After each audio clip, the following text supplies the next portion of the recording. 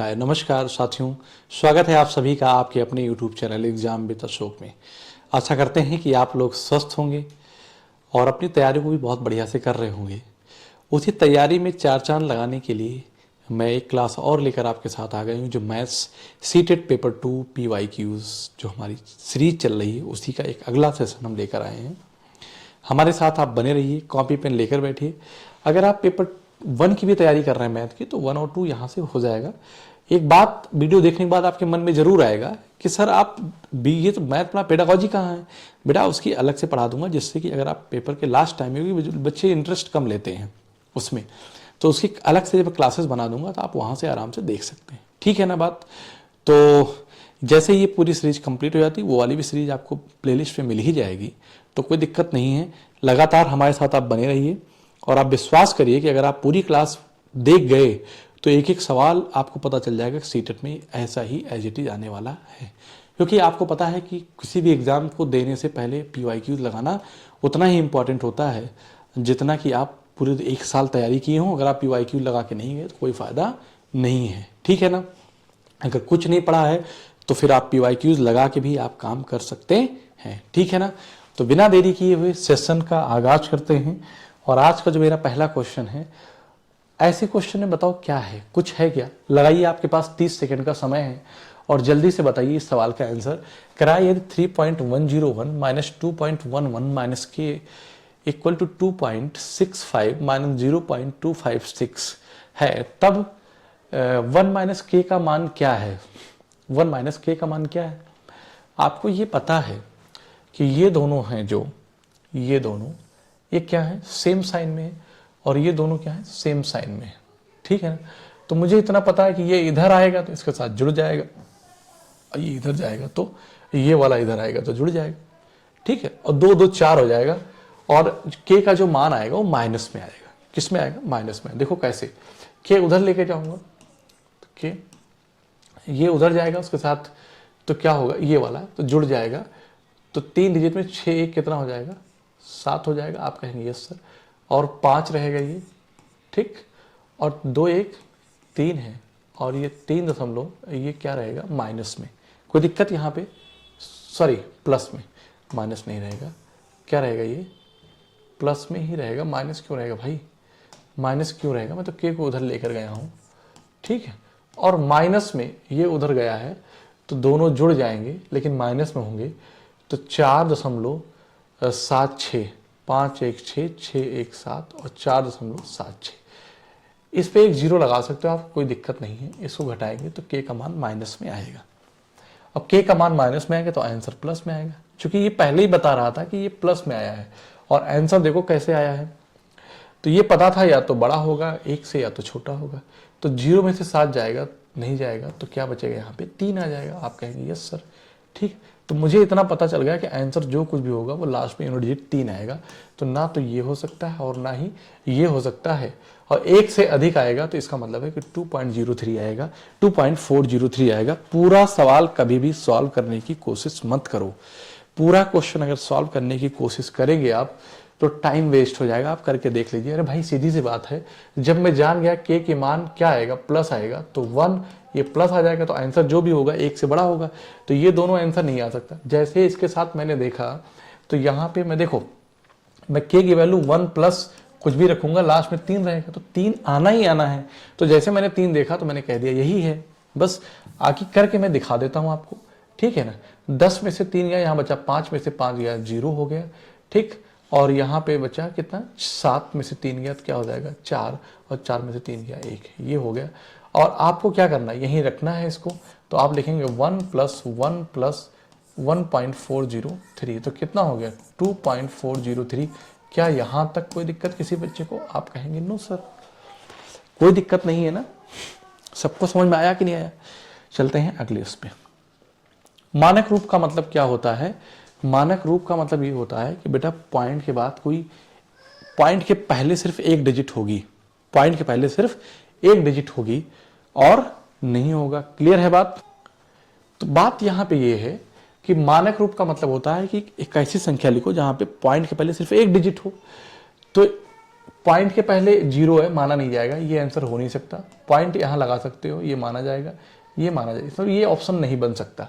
बाकी आगे देख लेंगे, पूरा कभी नहीं सॉल्व करना। 1.2 इंटू 10 की पावर क्या है, 3 है, और 24 लिखा हुआ है, इंटू 10 की पावर माइनस का 4 है, क्वेश्चन में यही दिया गया है।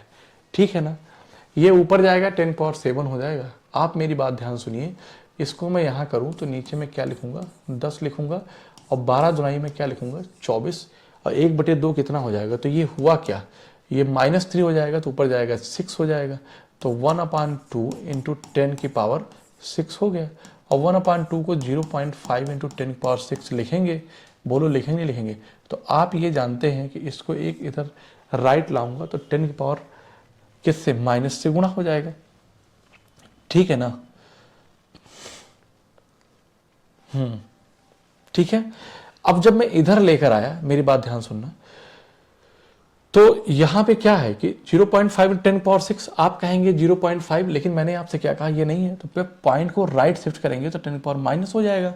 तो यहां पे जो हमारी वैल्यूज होगी बेटा, इसकी जो स्टैंडर्ड फॉर्म होती है, पॉइंट के बाद एक डिजिट आता है, लेकिन मैं कर दूंगा तो 5 आ जाएगा। मतलब कहने का है कि पॉइंट एक राइट शिफ्ट करूंगा तो होगा क्या, 5 इंटू 10 की पावर 6 इंटू 10 की पावर -1। इस पॉइंट को मैं यहाँ लेके चला आया अब, ठीक है ना। तो ये बन क्या गया, 5 इंटू 10 की पावर 5, चूंकि ये ऑप्शन में है नहीं, एक्चुअली स्टैंडर्ड फॉर्म तो यही है, तो हम एज्यूम करेंगे और इसके अप्रॉक्स जो लेटेस्ट लेकर जाएंगे हम इसी को लगा देंगे, ठीक है ना। अगर हालांकि ये स्टैंडर्ड फॉर्म नहीं था, हो सकता है उसने आंसर को इसको माना हो, तो एक बार थोड़ा देख लीजिएगा, ठीक है। पर एग्जैक्ट आंसर तो होगा इसका यही, इस बात की गारंटी है, यही होगा एग्जैक्ट आंसर। लेकिन आप देख लीजिएगा कि आंसर की में क्या है, उन्होंने क्या मान रखा है, ठीक है ना, क्या मान रखा है एनसीईआरटी में जो उन्होंने क्वेश्चन दिया उसको क्या मान रखा है।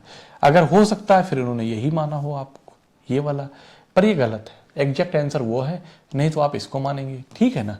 तो थोड़ा सा देख लीजिएगा, इसको अपने अकॉर्डिंग कर लीजिएगा, है एग्जैक्ट सोल्यूशन इसका वही, ठीक है ना। अगले क्वेश्चन की तरफ आते हैं और इसका आंसर बताइए क्या होगा। पहले देखिए, समझ में आ जाएगा क्या लिखा है। एक टर्म पूरा ये लिखा ए स्क्वायर और ये माइनस का बी स्क्वायर लिखा है। तो मुझे पता है कि एक ब्रैकेट में एक्स प्लस वाई, एक ब्रैकेट में एक्स माइनस वाई। तो मैं एक ब्रैकेट में जब एक्स प्लस वाई लिखूंगा तो x square plus y square minus z square, ठीक है ना। और ए प्लस बी प्लस करूंगा तो x square minus y square minus z square, ये हो गया। दूसरे ब्रैकेट में मैं क्या करूंगा, x minus y, x plus y, x minus y, तो x square plus y square minus z square, और इसको माइनस करूंगा तो माइनस का x square plus y square plus z square, ठीक, प्लस दोनों ये और ये कैंसिल हो जाएगा, तो कितना बचेगा, सॉरी सॉरी सॉरी सॉरी, ये कैंसिल होगा,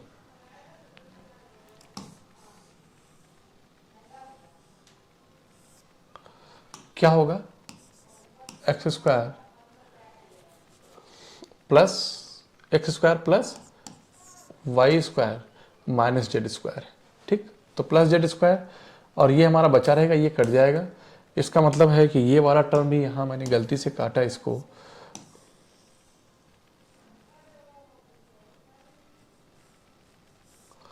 तो यहां पे मैं प्लस वाई स्क्वायर लिखूंगा तो ये वाई क्या हो जाएगा, 2y हो जाएगा। चलो बाद में लिखूंगा मैं। और नीचे मेरा क्या है, पहले ये देख लो, नीचे x प्लस जेड और x minus z into y square है। तो इसका मतलब ये सब कटना ही कटना है, इसमें कोई दो राय नहीं है। इसको अभी कुछ मत करो इस वाले में, ठीक है ना, x माइनस जेड इंटू का वाई स्क्वायर। यहाँ पे कुछ कटने वाला है क्या, यस, ठीक। ऊपर x और x 2x y plus y, तो 2 कॉमन लूंगा तो यहाँ पे क्या बचेगा, x square minus y square, और इधर वाई क्या हो जाएगा इंटू 2y स्क्वायर, ठीक है। और अपान x प्लस जेड और x minus z into y square, ये y से y कैंसिल हो जाएगा और 2 दूना क्या हो जाएगा 4, और x प्लस वाई,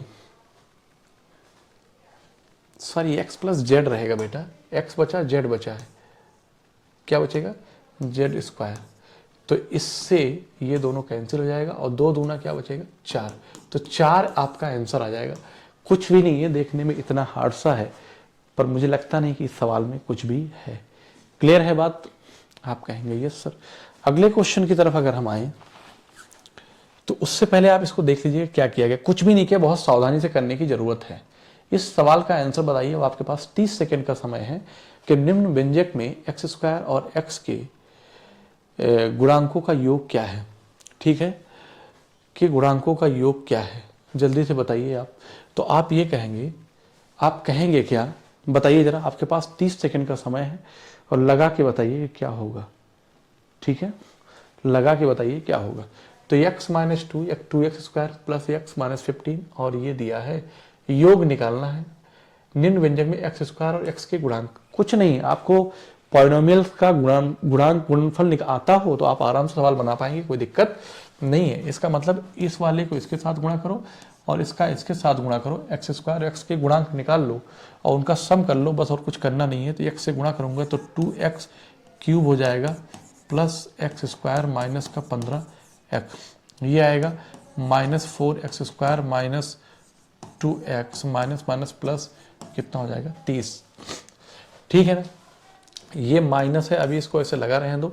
इसके साथ करेंगे तो ये क्या हो जाएगा, x cube plus 11x square plus 10x plus 2x square plus 11 दूना 22x प्लस 10 दूना 20।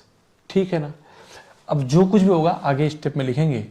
तो ये अब देखो मेरी बात, 2x क्यूब और कहीं है नहीं, इसको ऐसे लिख दो, एक्स स्क्वायर ये एक्स स्क्वायर है तो कुछ नहीं, दोनों डिफरेंट साइन के हैं तो क्या हो जाएगा माइनस का 3x स्क्वायर, ये 15 और 2 17 तो माइनस का 17x हो जाएगा प्लस का 30 हो जाएगा। अगले टर्म पे आएंगे तो माइनस हो जाएगा माइनस एक्स क्यूब और यहाँ पे देखो 11x और 2x स्क्वायर है 13x तो माइनस का 13x स्क्वायर हो जाएगा। ठीक है ना, और 10x 12 10 22 10 32x और क्या हो जाएगा माइनस का 32x और माइनस कितना हो जाएगा 20। कोई दिक्कत यहाँ पे? आप एक्स क्यूब वाले टर्म से हमें कोई लेना देना नहीं है क्योंकि उसने कहा एक्स स्क्वायर एक्स के गुणांक, हमें इसका मतलब इस पे आप फोकस ही मत करो, इस पे फोकस मत करो, कांस्टेंट टर्म पे फोकस ही मत करो। ठीक है, तो minus 3x square minus 13x 13 3 16x square हो जाएगा और किस में माइनस में 17x और 32x तो 30 10 40 7 47 2 49 और क्या हो जाएगा माइनस का 49x। आप कहेंगे यस सर। ठीक है ना, यहाँ पे एक्स स्क्वायर का गुणांक क्या है माइनस का 16 और एक्स का गुणांक क्या है 49 है, तो एक्स स्क्वायर योग बताना है। ठीक है ना, तो जब योग करेंगे कोई दिक्कत तो नहीं है, यहाँ पे सब कुछ सही लिखा है ना। हाँ ठीक है, और जब सब कुछ सही लिखा है और x square plus 11x square x cube plus 11x square plus 10x सही है, 2x square plus 22x plus 20। ठीक है, तो इन दोनों का गुणांकों का योग करेंगे हम तो आंसर किस में आएगा निगेटिव आएगा और ये क्या हो जाएगा 16 और प्लस 49 तो 50 और 65 माइनस का 65 आ जाएगा। सॉरी बेटा, इसका मतलब है कि माइनस का 65 आ जाएगा, माइनस 16 और माइनस 49 करेंगे तो माइनस में ही आंसर आएगा, प्लस आना नहीं है। और ये कितना है दोनों रहेगा तो कितना आ जाएगा 65 आ जाएगा। यही आपका आंसर है। बताओ भाई समझ में आया कि नहीं आया? नोट कर लो, सारे PYQs हैं, कोई दिक्कत यहाँ पे किसी को होनी नहीं चाहिए। ठीक है ना, इस क्वेश्चन की तरफ आए तो इस क्वेश्चन में क्या करना है, निम्न समीकरण का भी हल है।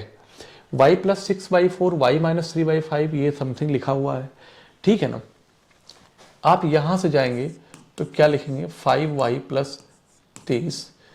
ठीक है ना, यहाँ पे और इसके साथ जाएंगे तो प्लस 4y माइनस 12 अपान दोनों का एलसीएम को मैंने 20 मान लिया। आप कहेंगे ये सर कोई दिक्कत नहीं है, 5y माइनस 4 अपान 8 लिखा है तो 4 दूना 8 और 4 पंचे 20 करेंगे तो ये उधर जाएगा तो ये 10y हो जाएगा।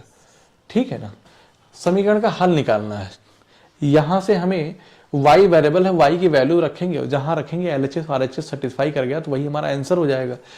ठीक है ना, तो ये इसके साथ जाएगा 10y और 30 दूना 60, ठीक है ना, और ये 4 दूना 8y माइनस का 24 बराबर 25y माइनस 20। तो 8 और 10 कितना हो जाएगा 18y, 24 और प्लस का क्या हो गया 36। तो 30 50 10 60 और ये कितना है 25y माइनस का 20। ये इधर आएगा, दोनों डिफरेंट साइन में, ये उधर जाएगा तो प्लस हो जाएगा। तो 7y बराबर किसके हो गया 56 के। तो y की वैल्यू कितना आ गई 8 आ गई। आप कहेंगे यस सर। यहाँ तक किसी बच्चे को अगर कोई डाउट हो तो इस बात को मैं यहाँ के बजाय मैं यहाँ लिख दूँ तो y की वैल्यू क्या मिल गई बेटा 8 मिल गई। आप y की वैल्यू 8 रख दो किसी भी ऑप्शन में और LHS RHS इक्वल होना चाहिए। अब बाकी सॉल्व करोगे टाइम लग जाएगा। तो 8 5 13/2 कटेगा नहीं कुछ।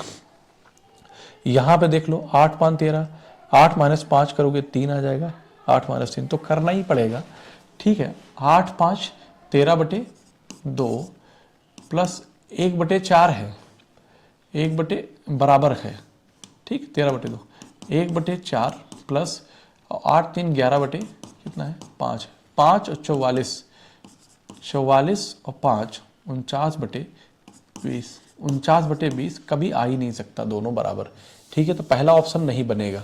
LHS RHS उपकर होना चाहिए। 8 5 13/2, 13/2 बराबर के सॉरी इंटू में है, इंटू कितना है 1/4 माइनस यहाँ पे बेटा इस ऑप्शन में मिसिंग है कुछ, ये कहाँ बनेगा, ये क्या सॉल्व करोगे, कुछ नहीं निकलेगा यहाँ से, ठीक है। इस पे आएंगे तो 8 - 5 हो जाएगा 3/2 बराबर 1/2 प्लस 8 - 3 क्या हो जाएगा 5/5, ये कट जाएगा, ठीक है ना। तो 3/2 ऑप्शन यहाँ पे देखो 3/2 आ गया। तो मैं कहूँगा कि LHS इज इक्वल टू किसके आ गया बेटा RHS आ गया। आप भी कहेंगे यस सर वही आया है। तो कहने का मतलब यही तरीका है इसको करने का, ठीक है ना। आप इसको सॉल्व करिए। एक जो वेरिएबल दे रखा है y वेरिएबल है, वेरिएबल की वैल्यू आप निकाल लिया, उस वेरिएबल की वैल्यू को पुट करो और देखो LHS is equal to RHS जहां आ जाए वही आपका सवाल का आंसर बनेगा। अगले सवाल की तरफ आए अगर कि एक कैलकुलेटर को आपके पास, मैं थोड़ा समय देता हूं, आप अपना दिमाग लगा लीजिए जिससे कि आपको चीजें ज्यादा समझ में आए, ठीक है ना। एक कैलकुलेटर को 980 में बेचने पर एक व्यक्ति को 6 से 2/3% की हानि होती है, तो उसे कितने में बेचे ताकि उसे लाभ 8% प्राप्त हो, ठीक है ना। बहुत बढ़िया सवाल है। इस सवाल को ऑप्शन से भी कर सकते हो। आपको पता है किसी वस्तु का CP क्या होता है, किसी वस्तु का CP अपने आप में 100% होता है। अगर प्रॉफिट है तो इसका मतलब ये कहा जाएगा कि प्लस होगा। मान लो 8% का प्रॉफिट बेचा गया तो इसका मतलब है उस वस्तु का जो सेलिंग प्राइस है ना वो 108% है, जैसा कि इस क्वेश्चन में कहा गया है। इसका मतलब मुझे इतना पता है कि ताकि उसे 8% का लाभ हो सके तो मुझे 108% की वैल्यू निकालना है और 108% की वैल्यू निकालूंगा तो मुझे इतना पता है कि 12 9 या 108, तो वही आंसर होगा जो 4 और 9 दोनों से कटना चाहिए, 4 और 9 दोनों से कटना चाहिए, ठीक है ना। तो पहले 9 से चेक करो, 3 2 5 2 7 ये नहीं होगा, 4 3 7 दोनों ये है, 4 3 7 ये नहीं है, और 4 4 8 2 10 1 11 ये नहीं। इसका मतलब यही आंसर हो गया, आपको सवाल करने की जरूरत ही नहीं है। आंसर 9 का मल्टीपल बनेगा, ठीक है ना। अगर 9 का मल्टीपल बनेगा, अब मैं लगा के दिखा देता हूं। 6 से 2/3% से आप क्या समझते हैं, आप कहेंगे 1/15। इसका मतलब वस्तु की CP 15 है, एक हान है, तो वस्तु बेची कितने में गई, इसका मतलब वस्तु बेची गई 14 रुपए की। वस्तु कितने में बेची गई, SP लिखो, SP कितनी 14 में, मतलब कि वस्तु की जो CP है ना बेटा वो 15 रुपए है, 14 में बेची गई, तो इस 14 की वैल्यू जो है वो 980 है। 14 सत्ते 98 कब आया, 70 से गुणा किया, तो यहाँ भी मैं 70 से गुणा करूंगा तो 15 सत्ते 1050 आ गया। कितना है 1050। इसका मतलब वस्तु की CP कितनी 1050 है। हमसे कह रहा 8% लाभ पे 108% निकालूंगा, तो मैंने तो आपको यही बात बताया था कि यहाँ से कट जाएगा, कटेगा। आप कहेंगे यस सर। 108 को जब 100 से गुणा करूंगा तो 1000 कितना हो जाएगा 80 हो जाएगा, ठीक है। 108 को 100 से गुणा करूंगा, हाँ ठीक है, और 5 से गुणा करूंगा, आप ऐसे निकाल लो, तो 8 5 40 के शून्य, आंसर वही होगा जिसका यूनिट डिजिट अच्छा 1 0 अभी और है, ठीक है ना, 1 0 और है, तो मैं कट कर देता हूँ। 5 गुना 10 और 5 गुना 10, 5 1 कम 5 और 2 5 10, 2 चौको 8, तो आप ये कहेंगे कि 21 गुणे कितना आ गया, 54 आ गया। आंसर वही होगा जिसका यूनिट डिजिट 4 होगा, या 21 चौक 84 के 4 हासिल 8 और 21 पंजे 105 और 8 113। क्या यही आंसर नहीं आया है 1134? तो आप मुझे बताइए, क्या इस सवाल को आप सेकंडों में नहीं कर पा रहे थे? कर लेंगे ना, आपको समझ में आ गया होगा, मैंने बताया यहाँ से और चीजें समझाई कि आप सवाल कैसे निकालेंगे। बात ठीक है यहाँ तक? चलते हैं अगले सवाल की तरफ। इसको पढ़ो, इस सवाल का आंसर बताओ। आपके पास 30 सेकंड का समय है कि त्रिभुज पी क्यू आर में भुजा क्यू आर को बिंदु टी तक बढ़ाया गया और भुजा पी क्यू को एक्स तक बढ़ाया गया। यदि पी आर टी 136 है, आर क्यू 140 है, तो कोण पी है। इसका मतलब है कि एक त्रिभुज है ये। तो उसने कहा कि भुजा क्यू आर को बिंदु टी तक, तो मैं यहाँ पे कहूँगा कि ये क्या है, एक क्यू आर है, इसको टी तक बढ़ाया गया जाता है, और भुजा पी क्यू को, ये पी क्यू आर है, तो मैंने इसको कहाँ तक बढ़ाया, एक्स तक बढ़ाया। तो यहाँ पे मैं ये कहूँगा, कि ये वाला जो पॉइंट है ना, ये वाला जो पॉइंट है ये क्यू है, तो ये एंगल और ये एंगल दिया है। जब टी तक बढ़ाया तो एंगल पी आर टी बना 136, ठीक, और आर क्यू एक्स कितना बना, 104 बन गया। तो मुझे पता है कि एक सीधी रेखा कितना बनता है, तो ये हो जाएगा कितना, 76 480, और ये कितना बनेगा, 44 70 40, ये 7 5 12 120, ये कितना बन जाएगा, 60 बन जाएगा। हमने पूछा क्या है, हमने पूछा कोण P का पूरक, तो कोण P 60 है, तो 90 माइनस 60 करेंगे तो कितना आ जाएगा, 30। पूरक पूछा है, ये गलती मत कर देना कि 60 लगा देना, 30 आंसर आएगा। बताओ समझ में आया कि नहीं आया? कोण 60 का मतलब कोण P कितना निकाला आपने, 60 निकाला। कह रहा उसका पूरक क्या होगा, 60 में क्या जोड़ दो कि 90 आ जाए, वही उसका पूरक होगा, ठीक है ना। तो 30 जोड़ दो तो आ जाएगा, बस बात खत्म। आई होप आपको समझ में आया होगा। चलिए अगले सवाल की तरफ चलते हैं। अगर अगले सवाल की तरफ चलें तो किसी पंचभुजीय आधार वाले पिरामिड के फलक से, आप पंचभुजीय आधार वाले पिरामिड जो होता है ना, उसमें कैसे हैं, 5 भुजा वाले हैं। तो 5 भुजा कैसे बनेगा, 1 2 3 4 और ये 5। अब पिरामिड ये होता है बेटा कि इस पॉइंट से इसको यहाँ से, इसको यहाँ से, इसको यहाँ से, इसको यहाँ से जोड़ दिया, ये बन गया पिरामिड, ठीक है ना। आप अंदाजा लगाओ, एक फेस नीचे है और 5 फेस ऊपर है, तो फेस कितने हो गए, 6 हो गए।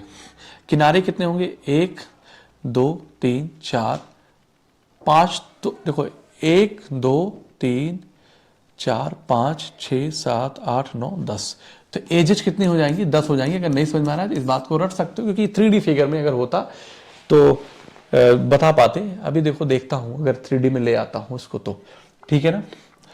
ये कितने हो गए, फेसेस हो गए, और वर्टेक्स कितने आएंगे जरा बताओ। एक तो ये वाला होगा, और 1 2 3 4 5, टोटल कितने होंगे वर्टेक्स, 6 होंगे, दिख रहा है। तो कह रहा है कि फलकों, किनारों और शीर्ष, तो ये x की वैल्यू दिया है, ये y की वैल्यू दिया है, और ये वैल्यू z की दिया है। तो x plus y minus z, x plus y, तो x प्लस वाई जो होगा 10 प्लस 6 माइनस 6 बटे 2 का होल स्क्वायर है। आप कहेंगे यस सर, तो 10 6 क्या हो जाएगा, ये कैंसिल हो जाएगा, और ये 2 पंचे 10 हो जाएगा। तो 5 का स्क्वायर कितना होता, 25 होता। आप कहेंगे सॉरी, यहाँ प्लस 1 भी तो लगा है ये, तो 5 का स्क्वायर 25 और प्लस 1 इज इक्वल टू कितना आ गया, 26 आंसर आएगा। है ऑप्शन में? आप कहेंगे यस सर है। कोई दिक्कत है क्या? ये फिगर आपको आना चाहिए, ठीक है ना। तो अगर इस फिगर को मुझे कुछ लाना हो तो मैं क्या करूंगा, 1 मिनट, कि 5 भुजीय आधार वाले पिरामिड ऐसे, तो देखिए यही बनता है। पिरामिड बनता है कि कोई भी अगर एक फलक है, उस सतह से किसी एक बाहरी बिंदु से सभी शीर्षों को मिलाया जाए तो वो क्या बन जाता है, पिरामिड बन जाता है, ठीक है बात। आगे चलते हैं अगले सवाल की तरफ। एक चतुर्भुज ABCD में कोण सी 72 कोण डी 80 और कोण ए और बी के समद्विभाजक चतुर्भुज के अंदर पी पर मिलते हैं। तो बढ़िया सवाल है। देखो घबराना नहीं है, बहुत आसान होता है, इस बात को समझना, ये मत सोचना कि बहुत कठिन होता है, ज्योमेट्री खास करके, ठीक है ना। चतुर्भुज ए बी सी डी है, आप मैंने ऐसे बोल दिया कि ए बी सी डी ऐसे कह दिया, ठीक। कोण सी कितना है 72 है, आप कहेंगे यस सर। कोण डी कितना है 80 है, कोई बात नहीं, ठीक है। ए और बी के समद्विभाजक किसी बिंदु P पर मिलते हैं, चतुर्भुज के अंदर बिंदु P पर मिलते हैं, ठीक है ना। तो ए पी बी का माप बताना, हमें ये बताना है।